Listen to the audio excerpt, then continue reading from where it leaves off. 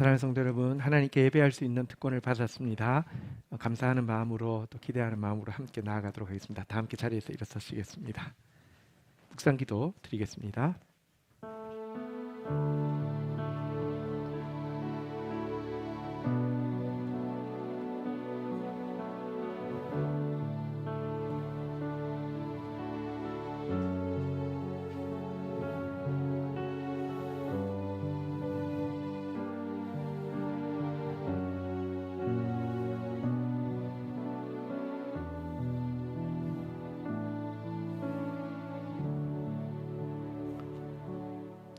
사랑이 넘치는 창조주 하나님, 우리를 천사보다 더 높이 당신을 찬양할 존재로 만드셨음을 찬양합니다.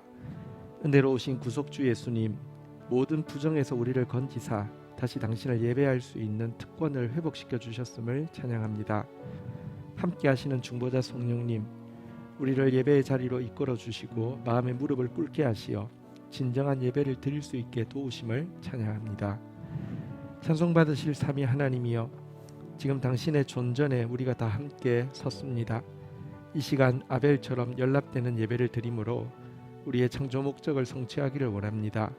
예배의 능력과 예배의 영광을 맛보며 모든 삶이 당신의 뜻대로 새롭게 조정되기를 소원합니다. 오셔서 우리로 주를 극진히 찬양하게 하옵소서. 진리의 빛을 뿌리시사 새 노래로 찬미하게 하옵소서. 아름답고 거룩한 마음으로 경배하게 하옵소서. 오늘 드리는 우리의 예배가 향기처럼 당신의 궁정에 올라가게 하옵소서. 예수님의 이름으로 기도 올립니다. 아멘.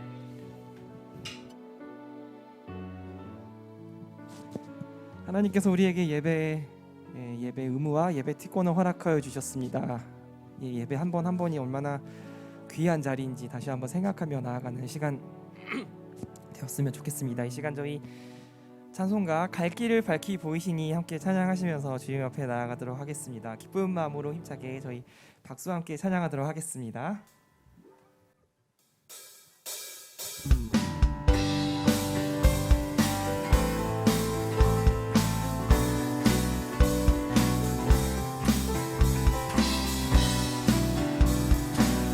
우리 앞길을 밝히 보이시는 주님 앞에 시간 감사와 찬송으로 나가겠습니다. 함께 고백하겠습니다. 갈 길을 밝히 보이시니 주 앞에 빨리 나갑시다. 우리를 찾는 구주 예수. 우리 1절 다시 한번 고백하겠습니다. 갈 길을 밝히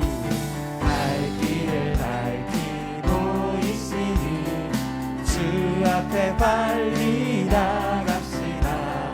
우리를 찾는 구주 예수 곧 오라 하시네. 죄악 벗은 우리 영혼을 기뻐 뛰며 주를 보겠네. 하늘에 계신 주 예수를 영원히 섬기리.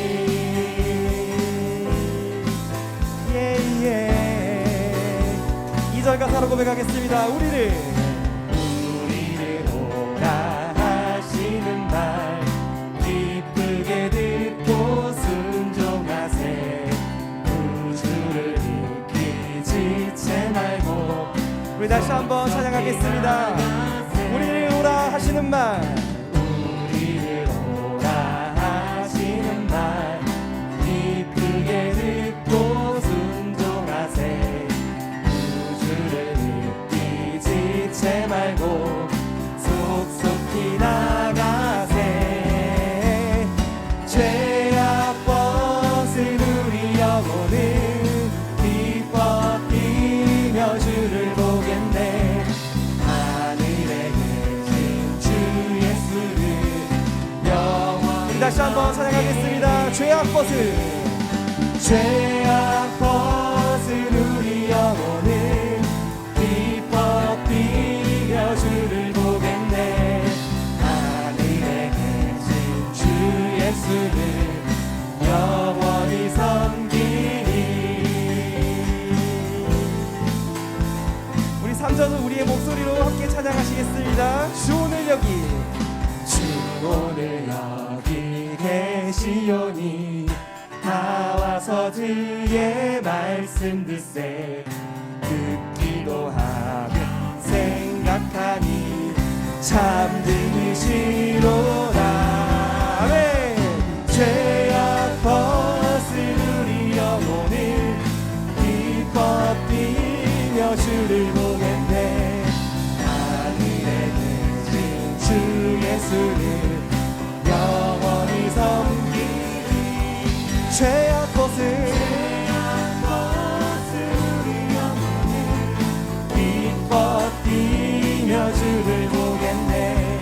하늘에 계신 주 예수를.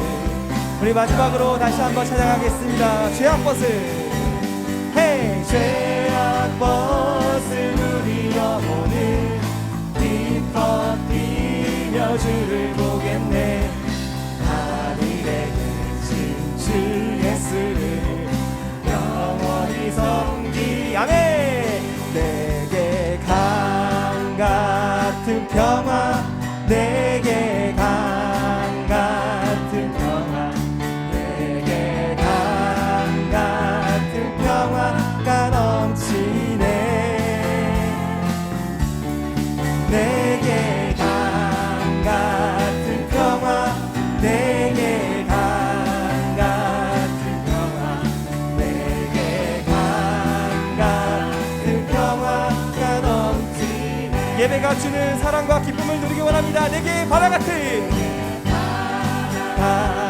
사랑, 내게 바다 같은 사랑, 내게 바다 같은 사랑이 넘치네. 할렐루야. 내게 바다 같은 사랑, 내게 바다 같은 사랑, 내게 바다 같은 사랑이 넘치네. 우리 3절 가사로 고백하겠습니다. 내게 샘솟는 기쁨, 샘솟는 기쁨, 내게 샘솟는 기쁨, 내게 샘솟는 기쁨이 넘치네. 할렐루야. 내게 샘솟는 기쁨, 내게 샘솟는 기쁨, 내게 샘솟는 기쁨. 우리 마지막으로 1절 가사로 다시 한번 찬양하겠습니다. 아멘. 내게 강 같은 평화, 내게 강 같은 평화, 내게 강 같은 평화가 넘치네. 할렐루야. 내게 강 같은 평화, 내게 강 같은 평화, 내게 강 같은 평화가 넘치네. 아멘.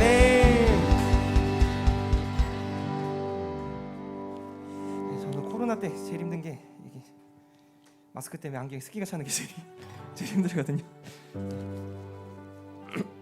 코로나 빨리 끝났으면 좋겠습니다. 네, 주 안의 기쁨을 누림으로 마음의 풍랑이 잠잠해지게 됩니다. 이것은 우리가 찬송가 가사로도 고백했고 우리의 삶 가운데 기도로 또 예배로 항상 고백하는 기도 제목이기도 합니다. 항상 하나님의 사랑 안에 매여 사는 성도님들 되시기를 이 시간 간절히 기도하고 축복하고 또 소원드립니다. 이 시간 저희 오직 주의 사랑에 매여 함께 찬양하시면서 주님 앞에 나아가도록 하겠습니다. 함께 찬양하시겠습니다. 오직 주의 사랑에 매여 내 영 기뻐 노래합니다. 이 소망의 언덕 기쁨의 땅에서 주께 사랑드립니다. 오직 주의 임재 아래 갇혀 오직 주의 임재 안에 갇혀 내 영 기뻐 찬양합니다. 이 소명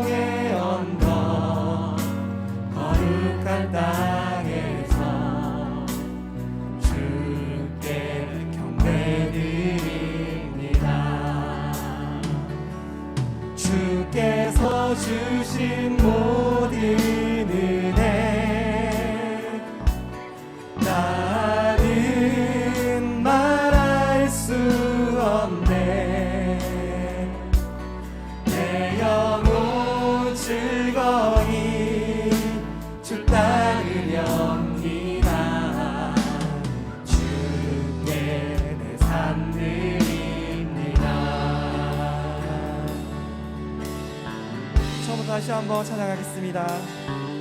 오직 주의 사랑에 매여 내 영 기뻐 노래합니다.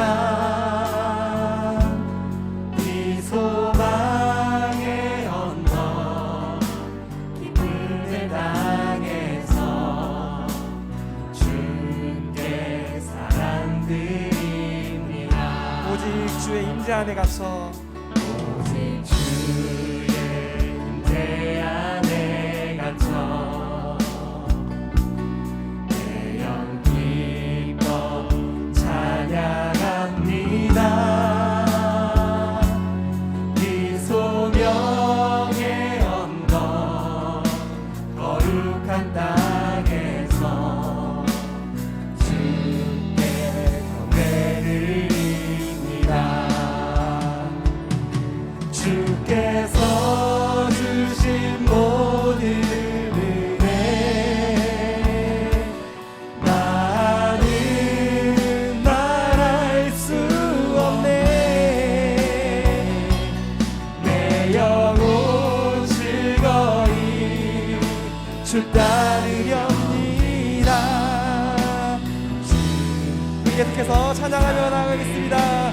주께서 주신 모든 은혜, 주께서 주신 모든 은혜 나는 말할 수 없네. 내 영혼 즐거이 주 따르렵니다. 우리가 우리의 마음을 담아 마지막으로 다시 한번 고백하겠습니다. 주께서 주신 모든 은혜, 주께서 주신 모든 은혜 나는 말할 수 없네. 내 영혼 즐거이 주 따르렵니다. 예배 가운데 함께 하실 주님을 기대하며 시간 기도하며 나아가겠습니다. 함께 기도하시겠습니다. 주여,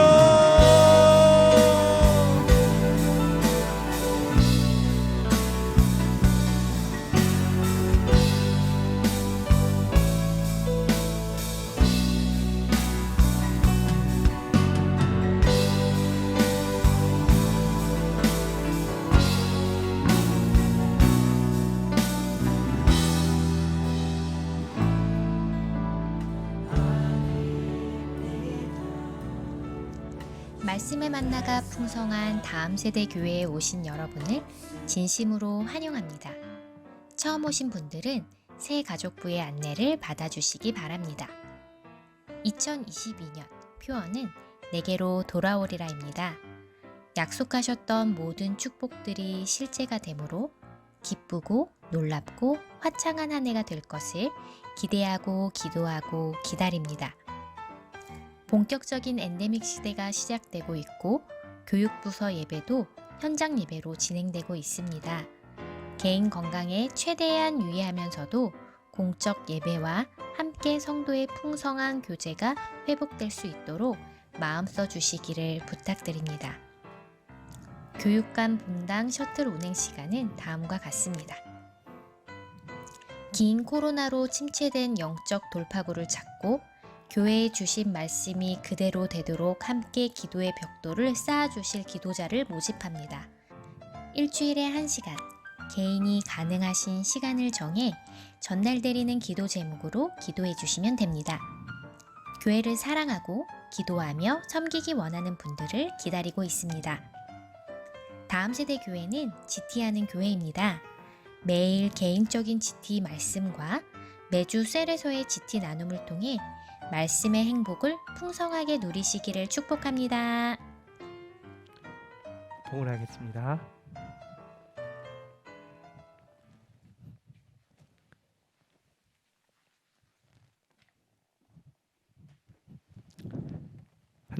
하나님께서 많이 사랑하시고 특별히 불러 당신의 자녀 삼으신 주의 백성들이 하나님 앞에 나왔습니다. 하나님을 향한 사랑과 또 믿음과 헌신을 표현하며 나왔습니다. 기쁘게 받으시며 마음껏 축복하여 주시기를 원합니다. 하나님 나라를 세우며 영혼을 구원하는 일에 깨끗하게 선용되어지게 하여 주시며 하나님만 주실 수 있는 세상이 알지 못하는 평화와 기쁨과 의로움으로 가득 채워주시기를 원합니다. 우리의 예배를 받아 주시옵소서. 우리의 예배를 도와주옵소서. 예수님의 이름으로 기도 올립니다. 아멘.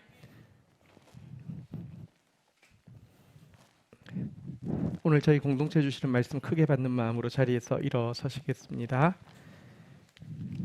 시편 87편 1절에서 3절 말씀입니다. 제가 가진 성경은 구약 성경 866페이지입니다.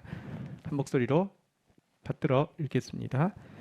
그의 터전이 성산에 있으며 여호와께서 야곱의 모든 거처보다 시온의 문들을 사랑하시는도다. 하나님의 성이여 너를 가리켜 영광스럽다 말하는도다. 셀라. 아멘. 자리에 앉으시겠습니다. 경건일기 발표 있겠습니다. 이미영 집사님 나눠주시겠습니다. 네, 안녕하세요. 박윤희 셀장님 셀 이미영입니다.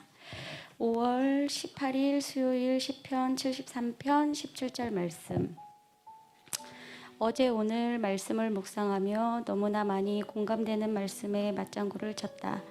나도 모르게 말로 생각으로 악한 사람들이 잘 되고 잘 사는 것을 보고 질투를 느끼고 나와 비교하게 되며 나를 한없이 무기력함에 빠지게 만들었던 것 같다.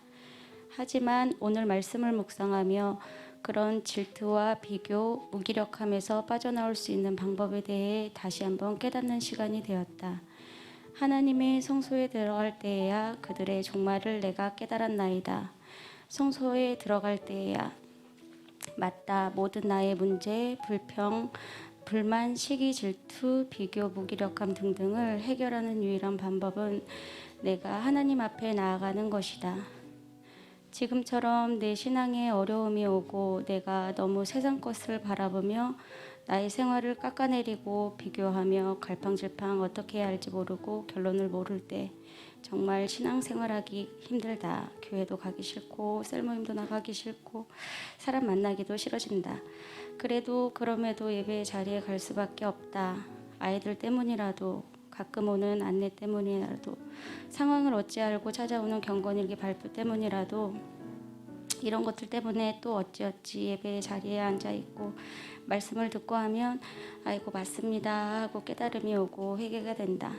그런 것 같다. 신앙인이라는 것이 무너져도 일어날 수 있는 것, 하나님의 자녀라는 것, 뗄래야 뗄 수 없는 관계라는 것을 너무나도 부족하고 작은 믿음을 가지고 있는 이런 나를 아시고 나의 힘없는 작은 손짓과 매달림에 매번 붙들어 주시는 주님께 감사하고 나를 다시 한번 말씀의 묵상의 자리로 회개의 자리로 인도해 주시는 주님께 감사한 하루를 살자.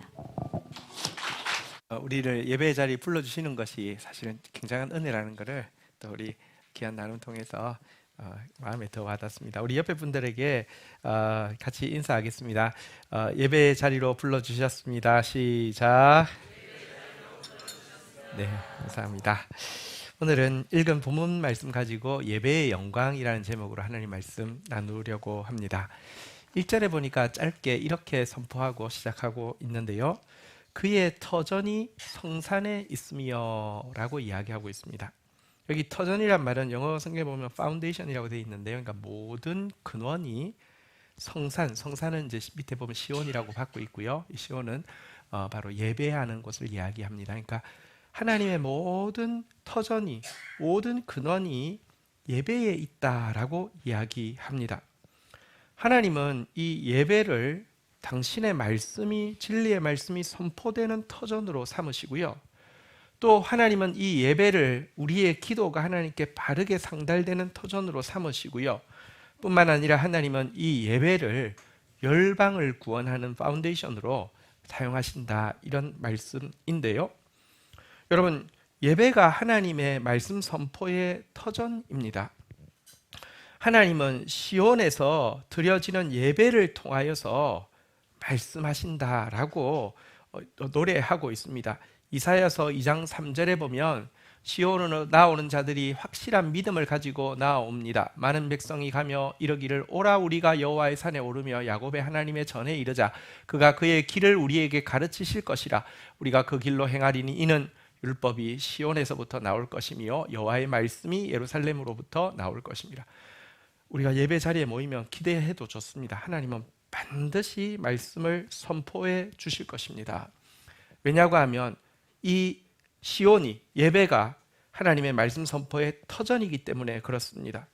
예배 때 말씀이 선포되어지는 것을 우리 자칫 그냥 목사가 성경 공부한 거를 좀 발표하거나 나누는 거라고 이렇게 생각할 수 있습니다. 성경 공부 나 개인이 할 때도 하나님이 나한테 말씀하신다 이렇게 생각할 수 있습니다. 근데 좀 많이 다릅니다. 성경 공부는 내가 하나님 앞에서 이제 공부할 수 있는데요. 우리가 함께 사모하는 사람들이 모여 있는 이 예배 자리에 저도 물론 열심히 준비를 하고 나오지만 이 시간은 단지 내가 준비한 것을 어떤 발표하는 시간이 아니라요. 이 말씀의 선포는 원어로는 캐리그마라고 하는데 그건 무엇이냐고 하면 하늘에서 계시가 땅으로 내려 꽂히는 것을 이야기합니다. 하나님이 제가 설교 시간마다 느끼는 것은 바른 예배 때마다 느끼는 것은 하나님이 말씀하고 있구나. 이건 사람의 말이 아니라 하나님이 말씀하고 있구나를 거듭거듭 느낍니다. 말씀 선포의 최고의 터전은 바른 예배인 것입니다. 또한 기도 응답의 터전 역시 바른 예배입니다. 하나님은 우리의 기도를 들으시는데 정확하게는 시온에서 드려지는 우리의 기도에 가장 정확하게 응답하십니다. 시편 20편 1절에 보면 이런 말씀이 나옵니다. 환난 날에 여호와께서 내게 응답하시고 야곱의 하나님의 이름이 너를 높이 드시며 라고 하며 환난 날에 우리의 기도에 응답하실 것이라고 약속하셨는데 2절 보면요 특정하고 있습니다. 무엇이라고 이야기합니까? 같이 읽겠습니다. 시작. 성소에서 너를 도와주시고 시온에서 너를 붙드시며. 근데 우리 기도를 들으시는데요. 다시 한번 따라하겠습니다. 성소에서 시온에서. 왜 기도 응답의 터전을 이 예배로 삼으실까요? 바른 기도란 하나님께 먼저 말씀을 받아 가지고 그것 가지고 자기와 씨름하는 것입니다. 말씀은 하나님께 받는 것이라고 하면 기도는 그 말씀을 자신 안에 이제 심고요. 그것으로 하나님 앞에 화답하고 나아가는 것입니다. 그래서 말씀 없는 기도는 기복에 지나지 않습니다. 하나님의 말씀 없이 기도할 수 있습니다. 근데 그건 기복입니다. 그리고 또 하나님 앞에 우리가 여러분 고통 앞에서도요. 말씀 없이 기도만으로 고통의 문제를 벗어난 사람은 그 문제가 재발했을 때 그 문제의 이유가 무엇이며 어떻게 치유해야 되는지 잘 모를 수 있습니다. 하지만 고통 앞에서 정확한 치료제인 말씀 때문에 벗어난 사람은 쉽게 다시 그 문제에 넘어지지 않을 수 있고 그 문제가 다시 왔을 때 정확하게 진단하고 빨리 대처할 수 있습니다.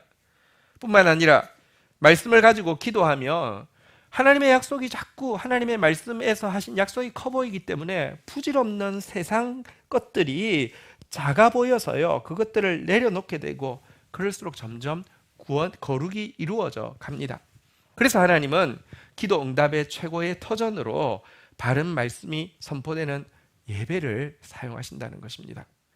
또 한 가지 하나님은 이 예배를요. 우리 개개인의 구원뿐 아니라 우리의 예배를 통하여서 열방을 구원하시는 데 사용하신다라고 분명하게 선포하고 있습니다. 이사야서 56장 7절 말씀 한번 볼까요? 같이 한번 읽도록 하겠습니다. 시작.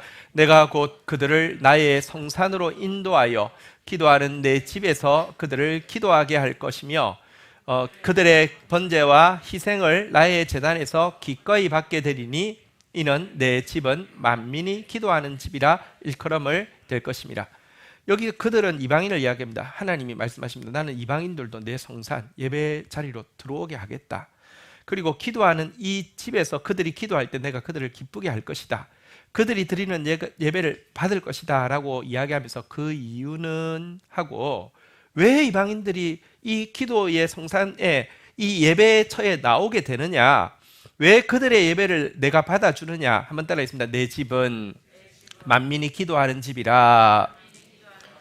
번역이 이렇게 되어 있지만 원래 뜻은 내 집은 만민을 위하여 기도하는 집이라 이런 뜻입니다. 우리는요 예배 드릴 때 하나님의 말씀 가지고 내 개인 문제만을 기도할 뿐만 아니라 하나님 점점 우리의 영적 지경을 넓혀주시고는요 열방을 품게 하십니다.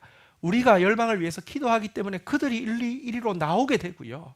그래서 하나님 또 그들의 기도를 또 들으시고 또 그들을 통해서 또 많은 사람을 구원하신다. 하나님께서 이 예배를 열방 구원의 터전으로 사용하신다는 것입니다. 하나님의 성경에 보면 하나님의 뜻이 나오지만 하나님의 뜻 중에서 가장 명확한 뜻은 모든 사람이 진리를 알고 구원에 이르기를 원하는 것입니다. 이 뜻 때문에 나 같은 자도 구원받았습니다. 그러기에 이 뜻을 위해서 우리는 모두 함께 중보해야 합니다. 교회는 인류의 구원을 위해서 기도하는 공동체가 되어야만 합니다. 이방인에 대한 관심을 잃어버린 교회는 나침판을 잃어버린 배와도 같습니다. 우리 한 사람 한 사람이 이 땅에 살아갈 때 나 때문에 걸려 넘어져서 지옥 가는 사람 생기지 않아야 하고요. 나를 디딤돌 삼아 천국 가는 사람 많아지게 해야 하는데요. 이와 같은 열방 구원을 위해 하나님이 예배를 근원으로 사용하신다. 이렇게 이야기하고 있습니다. 2절 한번 보도록 하겠습니다. 그러하기에 하나님은요, 오늘 본문 2절에 보니까 이렇게 또 선포하십니다. 본문 2절입니다. 여호와께서 야곱의 모든 거처보다 시온의 문들을 사랑하시는도다. 하나님께서 모든 터전을 예배에 두셨기 때문에 우리의 모든 거처보다 더 시온의 문, 예배를 더 사랑하신다. 이렇게 이야기합니다. 여러분, 우리의 거처가 어디 있습니까? 가정도 거처입니다. 직장도 내가 계속 거하니까 거처입니다. 가정도 직장도 있고요. 또 우리에게 일상의 삶들이 있습니다. 건강의 문제, 또 자녀 양육의 문제, 여러 가지 문제들이 있는데요. 이것이 덜 중요합니까? 그렇지는 않습니다. 다 중요합니다. 그런데 여러분, 하나님이 시온을 예배를 더 중요하게 여기시고 사랑하신다고 돼 있는데 왜 그러냐고 하면 예배를 통해서 말씀을 받고 예배를 통하여서 기도가 올라가고 예배를 통하여서 주님 닮아서 영적 지경이 넓어진 사람만이 가정에서, 직장에서, 자녀 양육에서 바른 열매를 맺을 수 있기 때문에 야곱의 문들을 더 사랑하신다. 이렇게 이야기하고 있는 것입니다. 그래서 사실 믿음의 위인들의 삶을 보면 공통점은 예배를 특별하게 사랑한다는 것입니다. 다윗의 고백을 한번 볼까요? 시편 84편 1절 2절에 보면 그는 이렇게 고백하고 있습니다. 만군의 여호와여, 주의 장막이, 한번 따라하겠습니다. 어찌 그리 사랑스러운지요. 예배만 하면, 예배만 생각하면 어찌 그리 사랑스러운가, 이런 고백을 한다는 것이죠. 2절에도 보니까 이렇게 고백합니다. 내 영혼이 여호와의 궁정을, 한번 따라합니다. 사모하여 세약함이요. 주님 앞에 나가는 시간을 너무 사모하다가 병이 날 것 같다라고 이야기합니다. 사실 아가서에 보면요, 사랑함으로 병이 났다 이런 표현이 나오는데 너무너무 보고 싶어서 사랑함으로, 사모함으로 예배에 병이 날 정도로 예배를 사모하는 다윗의 고백이 나옵니다. 하지만 또 반대로 신자지만 시온을 미워하는 신자도 있죠. 예배를 웬만하면 빠지고 싶고 예배 한번 안 해도 되면, 합법적으로 안 하면 보너스 받은 것처럼 생각하는 신자들이 참 많이 있습니다. 실제 그렇습니다. 목회자도 여러분 이렇게 설교 한번 안 하면 완전 봉잡은 줄 알고 예배 한번 안 드려도 되면 봉잡은 줄 아는 때가 많이 있습니다. 근데요, 시온을 미워하는 신자에 대해 성경은 무엇이라고 이야기합니까? 시편 129편 5절에 보면 이렇게 이야기합니다. 부르 시온을 미워하는 자들은, 예배를 미워하는 자들은 수치를 당하여 물러갈지어다. 예배를 미워하는 자는 수치를 당할 것이다 라고 이야기합니다. 어떻게 당하느냐, 6절에 보니까 이렇게 묘사를 하고 있습니다. 그들은 지붕의 풀 같을지라, 그것이 자라기 전에 마르는 것이라. 지붕의 풀이란 초가집을 이야기하겠죠. 여러분, 초가집을 보신 적은 없지만 어쨌든 초가집을 초가 위에 올리려고 하면 꽤 두껍게 올립니다. 꽤 두껍게 올리기 때문에 겉은 이렇게 베었기 때문에 금방 죽겠지만 안에 있는 데는 습기도 있고 흙도 좀 묻어 있고 해서요, 풀이요 이렇게 쑥 나옵니다. 그리고요, 여러분 이렇게 막 그 풀이 이렇게 쌓여 있으니까 습기가 막 좋죠. 또 위에 햇살이 막 비추니까 쑥 올라오는데 밑에 있을 때보다 더 잘 자라는 것 같습니다. 근데 문제는요, 조금 지나면 막 올라오다가 금방 시들고 끝납니다. 예배 없이도요, 그냥 나 하나님 믿습니다. 예배 없이도요, 하나님 날 지켜주십니다. 예배 없이도요, 나도 기도합니다. 그리고 잘 될 수도 있어요. 좀 지나면 정말 수치라는 것을 알게 될 것이다. 이렇게 이야기하고 있습니다. 자, 이처럼 하나님이 모든 터전을 예배에 두시고 예배를 더 사랑하시기 때문에 신자의 고백도 마땅히 3절의 고백이 우리의 고백이 되어야 됩니다. 나의 고백이 되는 마음으로 같이 한번 읽도록 하겠습니다. 읽겠습니다. 시작. 하나님의 성이여 너를 가리켜. 한번 따라하겠습니다. 예배가 영광입니다. 예배가 영광입니다. 우리 토요일 날 GT 본문에서도 보았지만 하나님의 은총의 표시가 뭐냐, 표적이 뭐냐? 예배에 하나님의 임재가 있고 예배에 하나님의 말씀이 있으면 그건 하나님이 우리에게 은총을 베풀고 있는 최고의 표적이고 최고의 영광이다. 이렇게 이야기를 하고 있습니다. 반드시 예배를 가르쳐서 가장 영광스럽다고 고백하는 신자가 정말 건강하고 바른 신자입니다. 자, 그런데 솔직히 말해 보십시다. 예배가 영광스럽습니까? 여러분이 경험한 수많은 예배가 그렇게 영광스럽던가요? 예배를 하고 나서 그 결과가 또 영광스럽던가요? 여러분, 우리는 예배하면 고착된 이미지로 떠오르는 것은 이제 예배당이 떠오르고요. 또 예배 순서가 떠오르고요. 또 예배당에 같이 다니는 교인들의 모습이 떠오르기도 합니다. 그런데 생각해 보면 이것은 본질적인 것이 아닙니다. 하나님께서 아담과 하와를 위해서 에덴 동산을 창조하셨을 때 예배당을 중간에 딱 지어 놓았습니까? 그리고 예배당 앞에 예배 순서라고 딱 명기를 십계명처럼 명기를 해놨습니까? 그런 거 없었습니다. 단지 여러분 이제 인간이 범죄한 이후에 예배를 돕기 위해서 장소도 있고 또 예배 순서도 있는 것이지 부수적인 것입니다. 사람이 함께 모입니다. 예, 맞습니다. 예배는 반드시 사람이 함께 모여야 합니다. 그러나 본질은 이들에게 있는 것이 아니라 먼저 하나님께 고백이 있는 것입니다. 한번 고백하겠습니다. 주밖에는 나의 복이 없나이다. 이 고백이 먼저고요. 한번 따라하겠습니다. 나의 모든 즐거움이 당신에게 있습니다. 그런데 우리가 이런 그 예배들을 생각할 때 뭐 예배당 혹은 예배 순서 그리고 예배당에 다니는 사람들 생각할 때 하나도 영광스럽지 않습니다. 그런데요, 실제 예배가 왜 영광스러운지 예배로 번역된 신구약의 단어를 보면 우리가 조금 더 정확하게 알 수 있습니다. 구약에서 예배로 번역된 단어는 대부분이 사하라는 단어인데요. 그것은 몸을 굽혀 납작 엎드린다는 뜻입니다. 이 말은 무슨 말이냐고 하면 하나님의 진리 앞에서 굴복한다는 뜻입니다. 여러분, 굴복하는 게 영광스러운가요? 권력 앞에 굴복하는 게 영광스럽던가요? 돈 앞에 굴복하는 게 영광스럽던가요? 부정 앞에 무릎 꿇는 것은 비천하고 비굴한 일입니다. 비루한 일입니다. 그런데요, 진리 앞에 굴복할 수 있다는 것은 정말 영광스러운 일입니다. 우리가 예배에 나오면요, 절로 하나님의 그 진리 앞에서 완전히 납작 엎드리게 됩니다. 이게 영광입니다. 신약 성경은 더더구나 이 예배를 번역할 때 프로스코네오라는 단어로 번역하는데 이것은요 더 기가 막히게 입맞춤하다는 뜻입니다. 몸을 굽혀 납작 엎드리다 예배. 그것까지는 좀 이해가 되는데 입맞춤하다 이거 좀 어렵습니다. 우리 일부 예배를 마치고 장로님이 그 입맞춤하다부터는 좀 너무 추상적이어서 오늘 어떻게 해야 될지 모르겠습니다 이렇게 이야기했는데요. 입맞춤하다는 거 좀 어려운 말이죠. 그런데 여러분 사실 성경에 보면 우리를 구원하실 뿐만 아니라 우리를 당신의 신부 삼아서 우리와 영원한 사랑을 나누기를 원한다라는 것이 성경 가르침의 핵심입니다.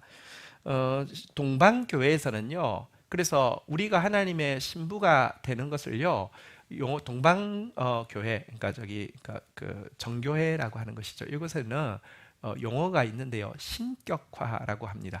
그러니까 우리의 목표는 신격화입니다. 근데 신격화 그러니까 김정은도 생각나시고 푸틴도 생각나시죠. 하도 그런 데서 써서 그런데 그 정도로 하나님이 우리를요, 하나님의 신부니까 하나님이 영광스러운 것처럼 우리가 영광스러워. 그래서 그 상태를 성화를 넘어서 신격화라고 하는데 우리의 목표가 신격화다라고 이야기하는데 용어가 너무 어색해서 안 쓰는 게 좋을 것 같기는 한데 어쨌거나 우리를 당신의 영광스러운 신부로 만드신다. 예배는 입맞춤이다. 이렇게 이야기하고 있습니다. 그런데 예배가 입맞춤이라는 이 본질을 명확히 알면 예배를 드리는 바른 이유와 예배에서 기대할 수 있는 가장 중요한 결과에 대한 생각도 많이 바뀌게 됩니다. 보통 사람들에게 왜 예배하러 가요? 이렇게 묻습니다. 비신자들은 기독교인들이 예배 많이 하는 걸 이해할 수가 없습니다. 주일날 가도 수요일 가도 금요일 가도 똑같은데 왜 똑같은 걸 또 가지? 이렇게 생각합니다. 예배하러 왜 가요? 라고 물으면 뭐라고 답하시겠습니까? 많은 신자들이요 순수한 마음으로 이렇게 답합니다. 예배에 가서 무엇을 기대합니까? 물어도 마찬가지입니다. 예배하면 마음이 평안해져 이렇게 이야기하기도 하고요. 예배하면 문제가 해결돼 라고 이야기하기도 하고요. 예배할 때 신령한 은사가 임하고 또 축복이 임해. 그래서 나 예배해야 돼 라고 이야기할 수도 있습니다. 예, 물론 맞습니다. 맞는 말입니다. 예배할 때요, 여러분 마음에 평화가 임하고요. 예배할 때 문제가 해결되기도 하고 예배할 때 신령한 은사와 축복이 임하기도 합니다. 그런데 이것은 자연스럽게 뒤따라오는 결과여야 하지 이것이 예배드리는 이유가 되면은 굉장히 곤란할 수 있음을 알아야 됩니다. 한번 생각해 보십시오. 예배가 뭐라고요? 입맞춤이라고 했죠. 지금부터는 조금 이렇게 죄송한 표현이어서 미리 말씀드리겠습니다. 여러분 입맞춤 하는 이유가 자꾸 입맞춤 하고 싶은 이유가 입맞춤하면 마음에 평안이 있어서다라고 이야기하면 그거 건강한 것일까요? 혹은 입맞춤 자꾸 하고 싶은 이유가 입맞춤하고 문제가 해결돼. 저 사람하고 입맞춤하고 나면 문제가 해결돼. 그럼 건강한 것일까요? 혹은 입맞춤 하는 이유가 여러분 입맞춤 하면 축복이 임해. 입맞춤 하면 뭐 이렇게 좋은 것 임해라고 하면 그건 건강한 이유가 될까요? 다시 이야기합니다. 우리가 하나님 앞에 예배할 때 마음의 평안도 옵니다. 문제 해결도 옵니다. 축복과 은사도 임합니다. 맞습니다. 그러나 그게 입맞춤하는 예배하는 주된 이유가 된다고 하면 마음의 평안을 얻기 위해서 입맞춤한다고 하면 그것은 성중독 아닐까요? 입맞춤하고 있으면 마음 평안해. 문제 해결을 위해서 자꾸 입맞춤한다고 하면 그 성로비 아닐까요? 내가 축복과 은사 받기 위해서 입맞춤한다고 하면 그거 성매매 아닙니까? 이걸 목표 삼으면 문제는 우리가 예배 드려도 무속신앙의 결과와 별반 다를 게 없다는 것입니다. 생각해 보십시오. 무당한 때 열심히 가는 사람들의 모습을 생각해 보십시오. 점괘가 좋으면요 마음이 편안해집니다. 보통 가면서 뭐가 잘 사는 길일까요? 뭐가 옳게 사는 길일까요? 저에게 알려주세요. 그렇게 무당한 때 가는 사람 봤습니까? 이거 해도 돼요? 이거 하면 대박 나요? 그리고 또 보통 약간 부정한 것들에 대해서 잘 물어보잖아요. 점괘가 좋게 나오면 여러분 그것만으로 이제 마음이 편해지기 때문에 정의 대신에 약자를 더 착취하는 부정한 일을 하게 됩니다. 자기 문제가 해결받았기 때문에 사랑 대신에 이기심이 더 합리화되고요.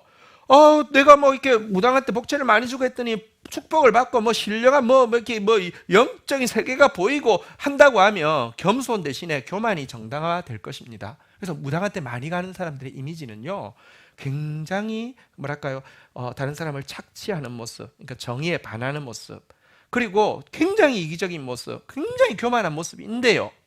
그런데 너무나 무서운 것은 이것 때문에 무속신앙은 여러분 사람들 많이 무속신앙을 찾지만 공개적으로는 무속신앙은 저급한 거야. 무속신앙은 비천한 거야. 무속신앙에 사회가 흔들려서는 안 돼. 다 공감하잖아요. 왜?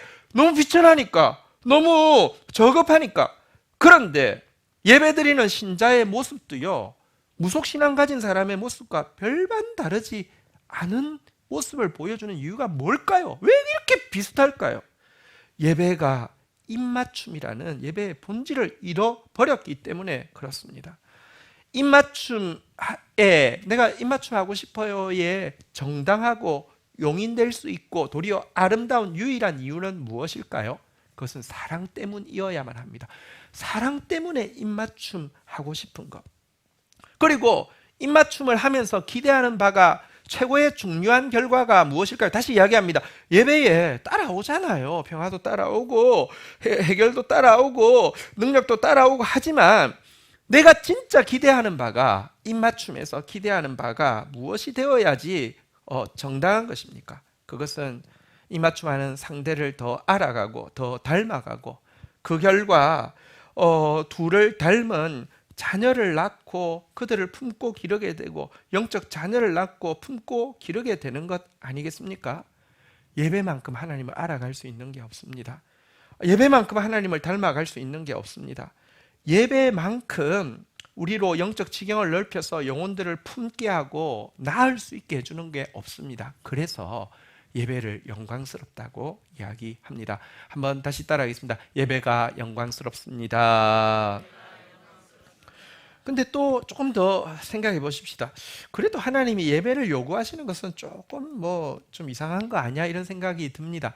보통 어떤 사람이 예배를 막 요구합니까? 김정은은 예배에 둘러싸여 살죠. 막 모든 사람 어디 가면 와 미쳐야 되고 와 경배합니다. 여러분 무슨 이단 교주나 독재자나 성격 이상자들이 나를 숭배하라 이러지 왜 하나님이 우리한테 예배하라고 이렇게 강조를 할까요?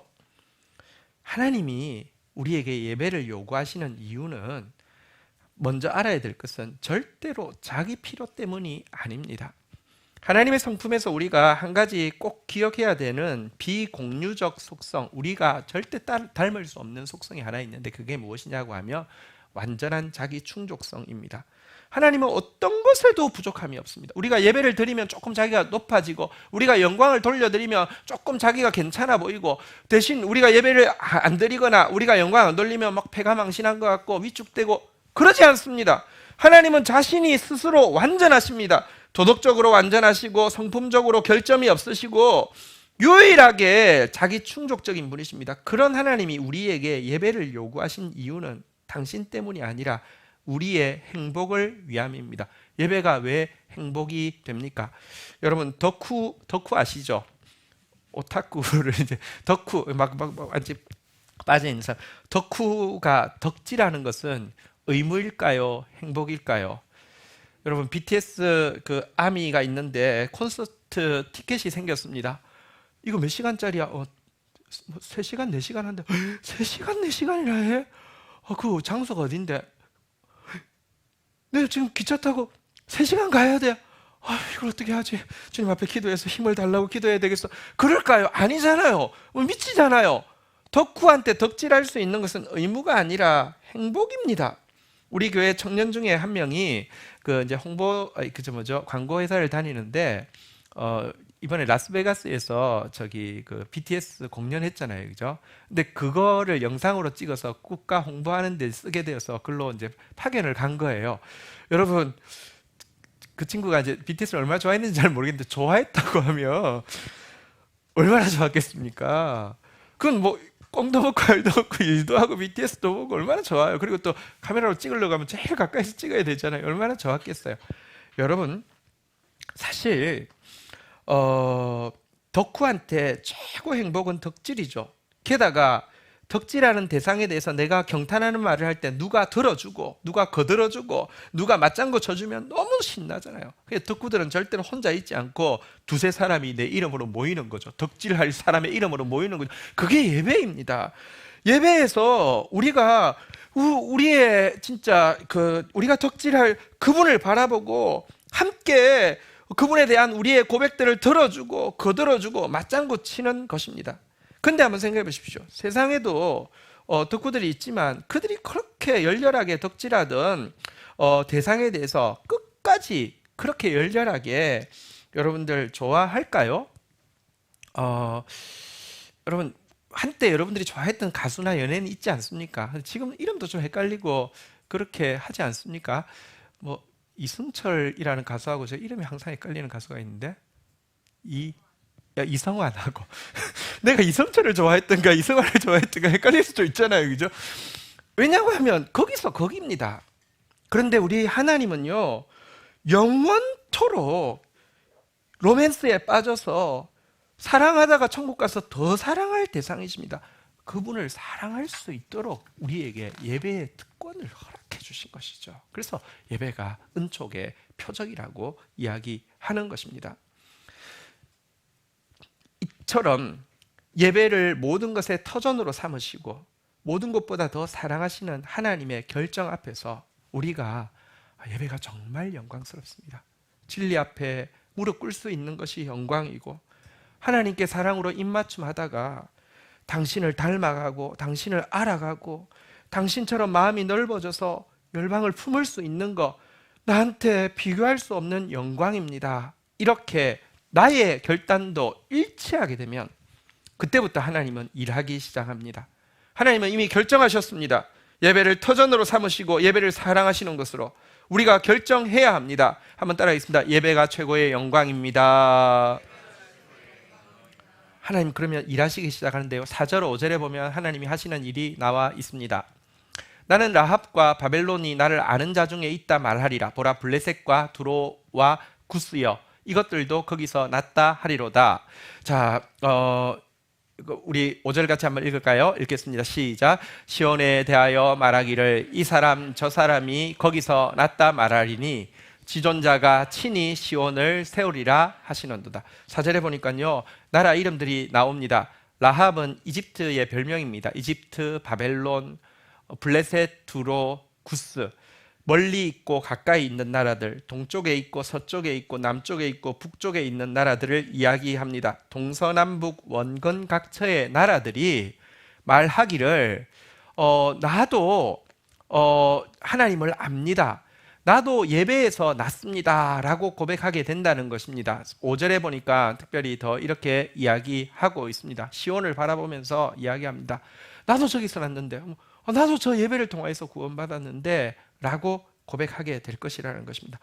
열방이 바른 예배를 통해서 구원받게 된다는 내용입니다.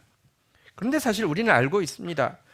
교회는 생각보다 참 약하고요. 교회는 또 생각보다 굉장히 허물도 많습니다. 문제가 많은 게 교회의 문제냐? 그렇지는 않습니다. 죄인임을 고백하는 공동체가 교회인데 문제가 없다는 것은 위선이지 절대로 실제가 아닙니다. 문제가 많은데 문제는 참된 예배에는 그것을 넉넉히 치유할 수 있는 지혜와 그것을 넉넉히 품을 수 있는 사랑이 임한다는 것이죠. 어쨌거나 교회는 연약한데 어떻게 열방이 나도 예배를 통해서 구원받았어, 나도 바른 예배의 영향력 때문에 그것이 나한테까지 흘러와서 구원받았어 라고 이야기하게 한다는 것입니까? 여기에 비결이 나와 있습니다. 한번 따라하겠습니다. 지존자가 친히 시온을 세우리라. 우리가 하나님 앞에 바르게 예배하면 그분은 지존자이십니다. 생사화복을 주관하시고 온 천하 만민을 주관하시는 분이십니다. 그분이 우리의 기도를 들으시고 또 만민을 위하여 기도하는 우리의 간구를 들으시고 열방 가운데 친히 구원의 역사를 이루어 주신다는 것입니다. 우리의 노력만으로 열방을 구원하라 불가능합니다. 그러나 지존자는 우리의 온전한 예배로 말미암아 열방을 구원하는 일을 하신다는 것입니다. 자, 이제 마지막으로 6절 7절 말씀입니다. 여호와께서 민족들을 등록하실 때 그 수를 세시며 이 사람이 거기서 났다 하리로다. 7절 같이 읽겠습니다. 시작. 노래하는 자와 뛰어노는 자들이 말하기를 나의 모든 근원이 내게 있다 하리로다. 자, 이 6절 7절은 이제 하나님 나라가 천국이 완성되는 순간 최종 구원과 심판을 가르는 자리에서 구원받은 사람들이 구원받은 사람들에게 하나님이 하실 행동과 또 구원받은 사람들이 고백할 내용을 담고 있습니다. 자, 6절에 보니까 여호와께서 가십니다. 이게 천국 생명책에다 이름을 기록한다는 뜻이죠. 너는 생명책에 이름이 기록되었어.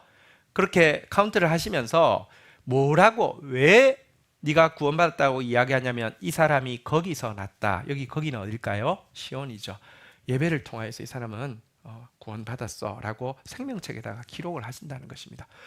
내 이름이 생명책에 있다고 하나님이 확인해 주시면요 7절 그 확인받은 사람이 여러분들 천국 문 앞에서 노래하고 뛰놀면서 하나님 앞에 이구동성으로 서로가 또 간증하면서 이구동성으로 무엇이라고 이야기합니까? 내가 이 자리에 설 수 있었던 모든 근거는 예배에 있습니다. 나의 모든 근원이 내게, 여기 예배죠, 예배에 있도다. 내가 예배 때문에 이 자리에 설 수 있었습니다 라고 막 간증하게 된다는 표현입니다. 근데 특별히 저는 6절의 표현에서 좀 재밌는 이렇게 그 부분을 찾았습니다. 하나님이 열방을 구원하여서 등록을 하신다고 했는데요. 옛날 번역에는 호적이라고 되어 있는데 호적 등록을 하시는데 여러분 호적하면 뭐를 씁니까? 여러분 주민등록등본하고 호적등본하고 무슨 차이가 있습니까? 호적등본은 본적이 있잖아요. 그죠? 본적. 저는 경남 산청이 본 적이지만 거의 가본 적이 없지만 저의 본 적은 언제나 경남 산청입니다. 어쨌든 거기서 이렇게 제가 태어났으니까요. 마찬가지로요. 하나님께서 사람을 이 사람 천국 백성이야 생명체계 할 때 옆에다가 본적을 확인을 하시는데요. 이 사람이 거기서 났다. 이 사람은 어디 예배를 통하여서 그 예배의 영향을 통하여서 구원받았다. 그러니까 이 사람의 원뿌리는 그 예배야 라고 하면서 그 옆에다가 본적지를 기록을 한다는 것입니다. 이 사람은 다음 세대 교회에서 선포되는 말씀을 통하여서 이 자리에 이르게 되었어. 이 사람은 다음 세대 교회에서 드리는 간구를 통하여서 이 자리에 이르게 되었어 라고 하면서 그 사람의 이름 뒤에다가 그래서 다음 세대 교회 예배라고 본적지를 기록을 한다는 것입니다. 이 표현을 보면서 이런 이렇게 소망이 생겼습니다. 우리의 바른 예배를 통하여서 이곳에서 드려지는 선포되어지는 말씀을 통하여서 구원의 출발이 시작되어지는 사람이 많았으면 좋겠다. 이곳에서 올라가는 중보로 말미암아 구원의 호적이 다음 세대 교회 예배라고 기록된 사람이 많았으면 좋겠다. 이런 생각이 들었습니다. 자, 여러분 말씀을 정리하겠습니다. 새하늘과 새 땅이 이루어지게 되면 어떤 일이 일어날까요? 계시록은 너무 크니까 계시록 말고 요한계시록 말고 이사야서가 66장까지 있는데 66장 마지막 절에 보면 새하늘과 새 땅이 이루어질 때의 모습을 간단하게 요약하고 있는데요. 내가 지을 새하늘과 새 땅이 내 앞에 항상 있는 것 같이 너희 자손과 너희 이름이 항상 있으리라 여호와의 말이니라. 이렇게 새하늘과 새 땅이 이루어지고 나면요, 같이 읽겠습니다. 시작. 여호와가 말하노라. 매월 초하루와 매 안식일에 모든 혈육이 내 앞에 나와 예배하리라. 그날에 새하늘과 새 땅에서 가장 영광스럽게 회복되는 것, 요한계시록에서는 새 예루살렘이 신부처럼 내려온다고 했습니다. 그날이 가장 아름다운 게 예배고 교회라는 말이죠. 여기서도 보니까 그날에 회복되는 처음 일이 예배가 온전히 회복되어질 것이다 라고 이야기하고 있습니다. 엔데믹이 이제 되기는 했지만 아직까지 코로나 확진자들이 많기 때문에 불안하고요. 또 언론에는 어쩌면 가을에 또 온다는 이야기도 있습니다. 어쩌면 그나마 불안한 지금 이제 자유마저 없어질지도 모릅니다. 네, 여러분 이런 시대에 가장 먼저 회복돼야 될 것은 예배가 맞습니다. 여러분 하나님의 결정이 정말 우리에게 기쁨이 되고 또 우리의 결정이 하나님의 기쁨이 될 수 있으면 좋겠습니다. 한번 따라하겠습니다. 예배가 모든 것의 터전입니다. 예배를 더 사랑하십니다. 예배가 내게 가장 영광스럽습니다. 이 고백이 저와 여러분들의 고백 되기를 축복합니다. 우리 다 함께 자리에서 일어서셔서 함께 찬양하고 또 기도를 심는 시간 가지도록 하겠습니다.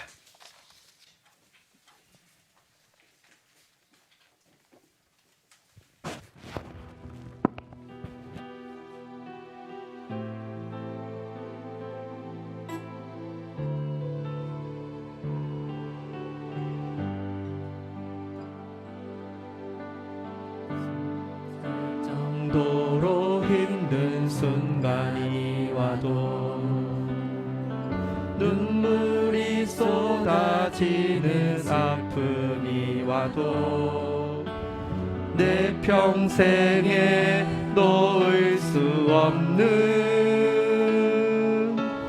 마음속 깊은 곳부터 지금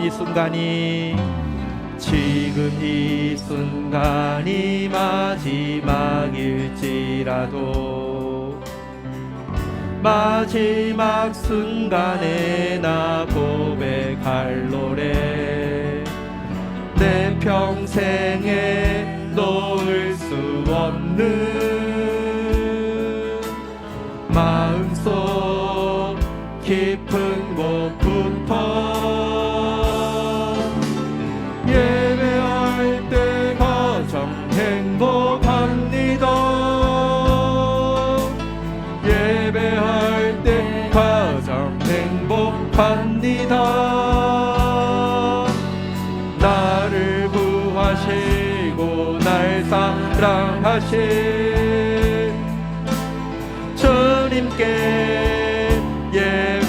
나의 고백되기를 원합니다. 다시 고백하며 나가겠습니다. 숨이 찰 정도로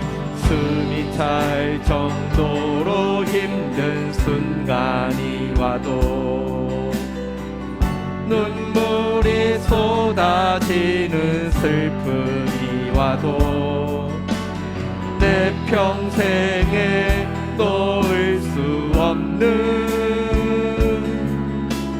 마음속 깊은 곳부터 지금 이 순간이 마지막일지라도 마지막 순간에 나 고백할 노래 내 평생에 놓을 수 없는 마음속 깊은 곳부터 예배할 때가 셀리 앞에 무릎 꿇게 해주셔서 감사합니다. 당신께 사랑으로 입맞춤하게 해주셔서 감사합니다. 나를 구하시고 날 사랑하신 주님께 예배할 때 가장 행복합니다. 우리 예배를 회복시키소서. 예배할 때 가장 행복합니다. 예배할 때 가장 행복합니다. 나를 구하시고 날 사랑하신 주님께 예배할 때 아멘.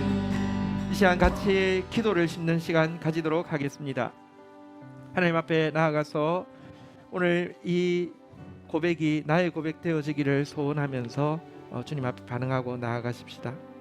그의 터전이 성산에 있으며 하나님께서 모든 처소보다 시온을 더 사랑하신다고 말씀하시는 이 말씀 앞에서 예배를 향해서 예배가 가장 영광스럽습니다. 예배할 때 가장 행복합니다. 이 고백 진정으로 내 결단 내 고백 되어지게 하여 주옵소서.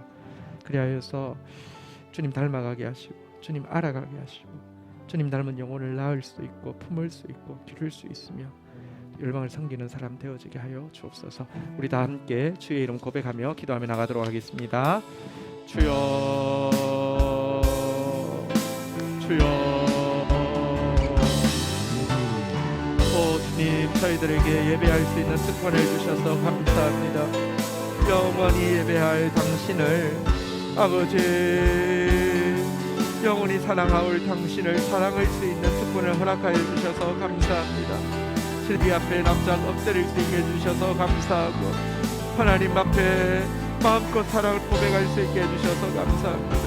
그것을 통하여서 당신을 더 알아가게 하셨고 닮아가게 하셨고 내 영혼이 넓어지며 영혼들을 품고 사랑할 수 있게 하여 주셨사오니 주님 예배가 가장 영광스럽다고 예배가 가장 큰 기쁨이라고 고백하는 참된 예배자들 되어지게 하여 주시옵소서. 특별히 아버지 하나님이여 엔데믹은 되고 있지만 예배의 회복이 아직도 여러 가지 면에서 어려운 가운데 있습니다. 우리의 마음과 결단을 또 살피시고 우리의 상황과 환경을 주장하여 주셔서 하나님 온 마음 다해서 예배하는데 최우선을 두는 자 되어지게 하여 주시고 예배를 미워하는 어리석은 자 되어지지 않도록 주여 역사하여 주시기를 간절히 간구하고 소원합니다. 은혜를 더하여 주시옵소서. 은혜를 더하여 주시옵소서. 주님 은혜를 더하여 주옵소서. 주님 주여 주여 함께 하나님께 기도를 심겠습니다. 나라와 민족을 위하여 교회와 열방을 위하여 구원받을 영혼 믿지 않는 가족의 구원을 위하여 치유받을 영혼 회복될 영혼들 위하여 미래 교회 주역이 될 다음 세대들을 위하여 전쟁으로 고통받고 있는 우크라이나 땅과 또 아직까지도 코로나로 인해서 고통받고 있는 전 세계에 많은 사람들이 있습니다. 약한 나라에 많은 사람들이 있습니다. 하나님의 긍휼이 임하도록, 하나님의 구원이 임하도록 우리 주의 이름 3번 고백하겠습니다. 주여, 주여, 주여. 하나님 감사합니다. 예배 때마다 말씀이 선포되어지게 해주셔서 감사합니다. 예배 때 우리의 기도가 하나님께서 정말 향기롭게 받으시는 향기로 올라가게 해주신 것을 인하여서 감사합니다. 또 우리의 기도를 통하여서 지존자께서 친히 열방 가운데 하나님의 나라를 세우고 계심을 인하여서 감사합니다. 하나님 앞에 나와 예배하는 것을 사랑하는 자 되어지게 하여 주시고, 예배가 내 인생에 가장 영광스럽다는 고백이 우리의 고백 되어지게 하여 주시기를 간절히 간구하고 소원합니다. 그리하여서 갈수록 더 주님 알아가고 닮아가고 주님처럼 사랑의 마음이 넓어져서 많은 영혼들 품고 축복하는 사람 되어질 수 있도록 은혜를 베풀어 주옵소서. 감사합니다. 예수 그리스도의 이름으로 기도 올립니다. 아멘. 우리 다 함께 자리에서 일어서시겠습니다. 우리 함께 오늘 예배해서 너무너무 기뻤고요. 또 함께 예배할 수 있는 행복이 더 풍성하기를 축복합니다.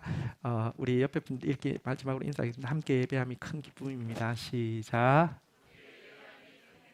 네, 오늘 이렇게 또 이렇게 코로나 때문에 자주 못 보던 지체들 같이 와서 예배드리니까 훨씬 더 풍성하고 기쁩니다. 축도하겠습니다.